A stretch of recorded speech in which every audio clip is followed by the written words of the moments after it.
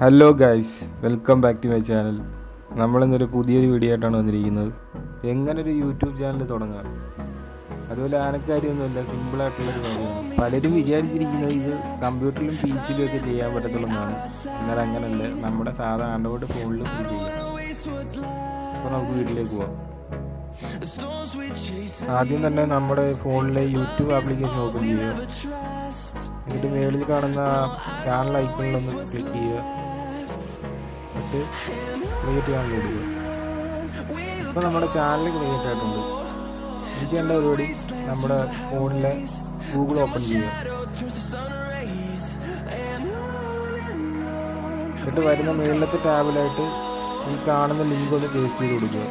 നമ്മുടെ യൂട്യൂബ് സ്റ്റുഡിയോയുടെ ലിങ്കാണ്. അതിലും ക്രിയേറ്റ് ചെയ്യാനുള്ള കൊടുക്കുക.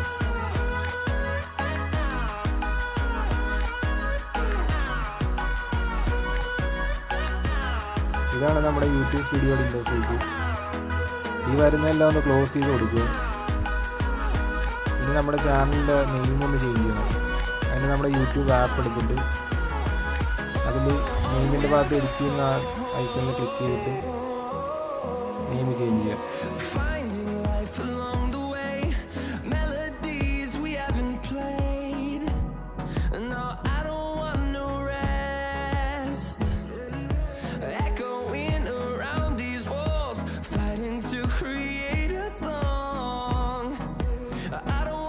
ഇപ്പം ഞാൻ ചാനലിൻ്റെ പേരൊന്ന് ചേഞ്ച് ചെയ്തിട്ടുണ്ട്.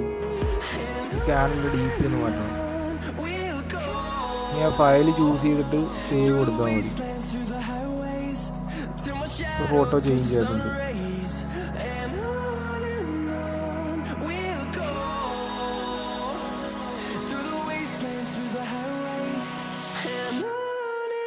ഇനി വീണ്ടും നമ്മുടെ യൂട്യൂബ് സ്റ്റുഡിയോ എടുക്കുക. എന്നിട്ട് അതിൽ ചാനൽ കസ്റ്റമൈസേഷൻ എന്നുള്ളൊരു ഓപ്ഷൻ ഉണ്ട്. അതെടുത്തിട്ട് ചാനലിൻ്റെ ബാക്ക്ഗ്രൗണ്ട് എഡിറ്റ് ചെയ്യാനായിട്ടുള്ള ഓപ്ഷൻ ഉണ്ട്. ഫോട്ടോ ആഡ് ചെയ്യാനായിട്ട് അതിൽ അപ്ലോഡ് എന്ന് പറഞ്ഞ ടാബിൽ ക്ലിക്ക് ചെയ്യുക. എന്നിട്ട് ഫോട്ടോ ചൂസ് ചെയ്യുക. എന്നിട്ട് സേവ് കൊടുക്കുക.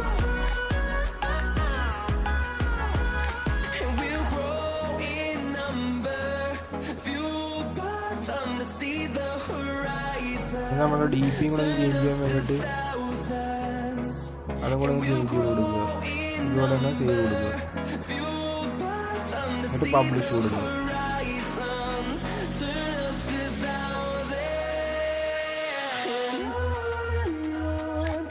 ഇപ്പം നമ്മുടെ യൂട്യൂബ് ചാനലിൻ്റെ ഏകദേശം കാര്യങ്ങളൊക്കെ സെറ്റ് ആയിട്ടുണ്ട്.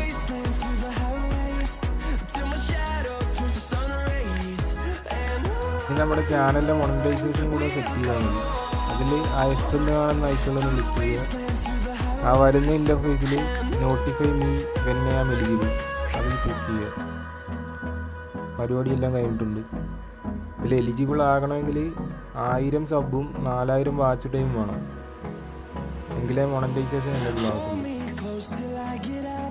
ഇപ്പം നമ്മൾ ചെയ്തത് ബേസിക് ആയിട്ടുള്ള കാര്യങ്ങളാണ്. ഇനി ഒരുപാട് ഫീച്ചേഴ്സ് ഈ യൂട്യൂബ് സ്റ്റുഡിയോയിലുണ്ട്. അതിനെപ്പറ്റിയെല്ലാം നമുക്ക് ഒരു വീഡിയോ ചെയ്യാം. ഇനി നമുക്ക് യൂട്യൂബ് എടുത്ത് നോക്കാം.